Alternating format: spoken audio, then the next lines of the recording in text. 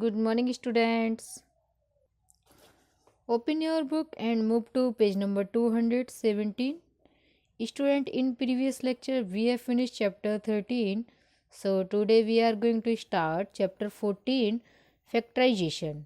Before solving the exercise, we are going to discuss some important remember points. So my first point, a plus b whole square is equal to a square plus 2ab plus b square. A minus b whole square is equal to a square minus 2ab plus b square. And my next point, a square minus b square is equal to bracket a plus b bracket close a bracket a minus b.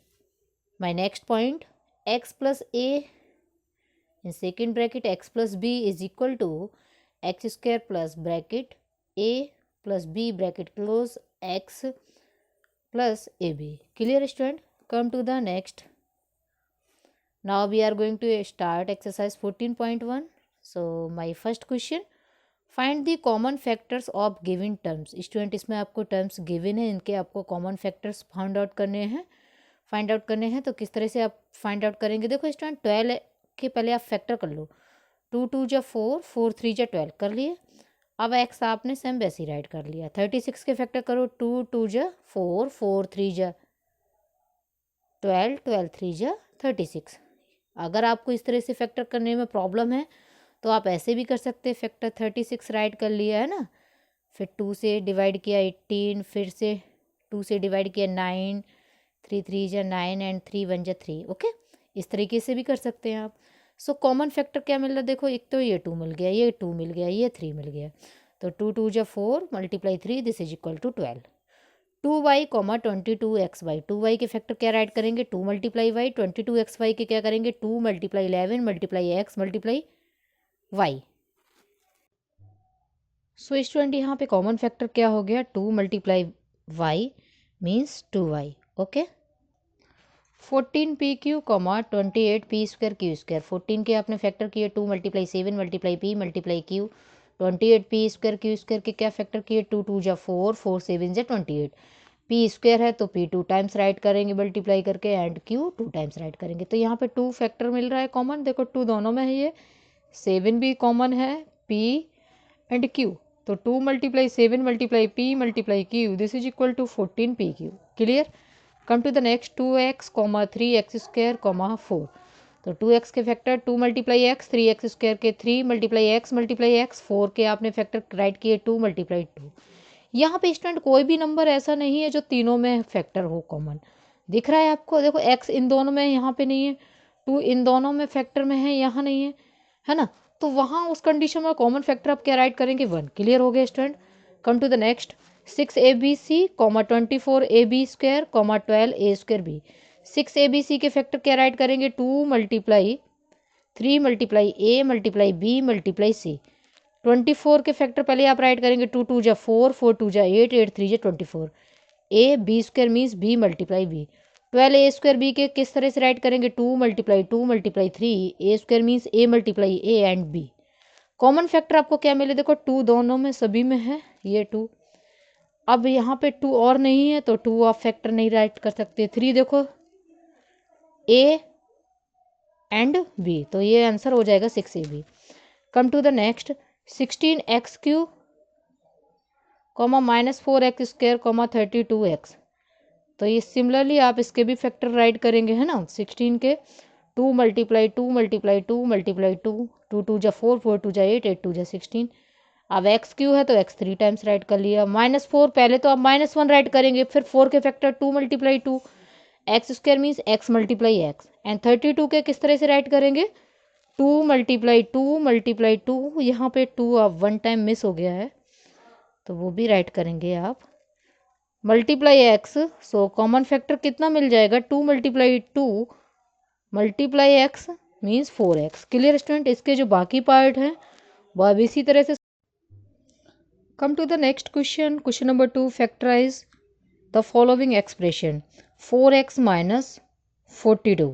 Student, पहले 4x को 7x को आप किस तरह से right कर सकते हैं? 7 मल्टीप्लाई एक्स, एंड 42 को 2 मल्टीप्लाई 3 मल्टीप्लाई 7. सो स्टूडेंट, यहाँ से आपको क्या कॉमन दिख रहा है? 7 दिख रहा है, दोनों में कॉमन है. Taking common factor from each term, 7 आप कॉमन ले लेंगे तो यहाँ पे क्या बचेगा x, और यहाँ पे क्या बचेगा 7 कॉमन लेने पर 2 × 3, तो 2 × 3 कितना हो जाएगा 6। सो इसके ये फैक्टराइज आपने कर लिए। Okay, come to the next 6p - 12q। 6p को आप क्या राइट कर सकते हैं 2 × 3 × p, एंड 12q को 2 2 × 4 × 3 × q। सो स्टूडेंट यहाँ पे आपको क्या कॉमन दिख रहा है 2 3 2 3 यहाँ भी है, तो 2 × 3 आप कॉमन ले लेंगे तो यहाँ से बचेगा p, और यहाँ पे बचेगा 2 एंड q। देखो 2 और 3 आप कॉमन ले लेंगे तो ये 2 और एंड q ये बच जाएगा, है ना। कॉमन लेने का मतलब होता है स्टूडेंट उसमें उस टर्म का जो आप कॉमन लेते हैं उसका डिवाइड करना। तो जब इसमें 2 और 3 का डिवाइड करेंगे मीन्स आप इसमें 6 का डिवाइड करेंगे तो 2q बचेगा। ओके, सो इसका ये आंसर हो जाएगा 6p - 2q। Clear student, come to the next 7a² + 14a²। 7a² को क्या राइट करेंगे 7 × a प्लस 14 को 2 × 7 × a।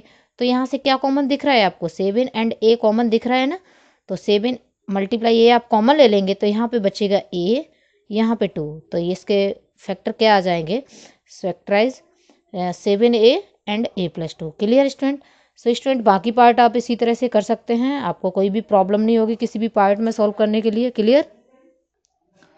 My next question factorise x² + xy + 8x + 8y।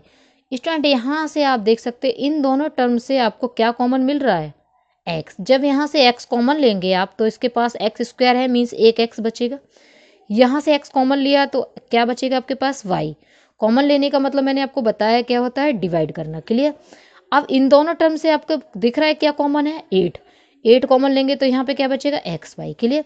अब स्टूडेंट आपको x + y का ये ब्रैकेट दिख रहा है ये ब्रैकेट दिख रहा है, तो दोनों ब्रैकेट से x + y कॉमन लेंगे तो यहाँ पे बचेगा x, यहाँ पे क्या बचेगा 8। क्लियर हो गया स्टूडेंट। 15xy - 6x + 5y - 2। अब यहाँ 15xy है ना। अब यहाँ से इन दोनों टर्म से देखो आप क्या कॉमन ले सकते हैं, x तो दोनों में है ही, 3 के टेबल में 15 भी आता है 3 के टेबल में 6 भी आता है, मीन्स 3x कॉमन ले लो, तो यहाँ पे 3 5 जो 15 5 बचेगा एंड क्या बचेगा y। यहाँ पे 3 2 जा 6 होता है ना, तो क्या बचेगा -2। अब इन दोनों टर्म से आपको कोई भी वैल्यू कॉमन नहीं दिख रही, जब कोई भी वैल्यू कॉमन नहीं दिखेगी तो आप क्या लेंगे, जैसे मान लीजिए आपके पास 5y - 2 इन दोनों टर्म से बचा, और लास्ट के जो टर्म है वही 5y - 2 है जो मीन्स ब्रैकेट में बच रहे हैं, तो आप उस कंडीशन में वहाँ से क्या कॉमन लेंगे 1 लेंगे, जब कोई भी आपको कॉमन टर्म नहीं दिखाई देगा। तो क्या बचेगा 3y - 2, यहाँ से 3y - 2 दोनों टर्म से अगेन कॉमन लेंगे तो क्या होगा 3x + 1। क्लियर हो गया student. Come to the next ax + bx। इन दोनों से क्या कॉमन दिख रहा है x, क्या बचेगा आपके पास ब्रैकेट में a + b। इन दोनों से क्या कॉमन दिख रहा है y भी दिख रहा है नेगेटिव साइन भी दिख रहा है, तो नेगेटिव y कॉमन लेंगे a + b। अब a + b दोनों ब्रैकेट से कॉमन ले लिया तो यहाँ से क्या बचा x - y। Clear student. So student इसके जो और भी पार्ट हैं वो आप इसी तरह से सॉल्व कर सकते हैं। क्लियर। सो स्टूडेंट आज की क्लास में मैंने आपको जो भी क्वेश्चन एक्सप्लेन करके बताया उन क्वेश्चन को आप अपनी फेयर नोटबुक पे कंप्लीट करेंगे, और किसी भी क्वेश्चन में आपको डाउट है तो उसके लिए आप मुझसे डिस्कस करेंगे। Okay, thank you.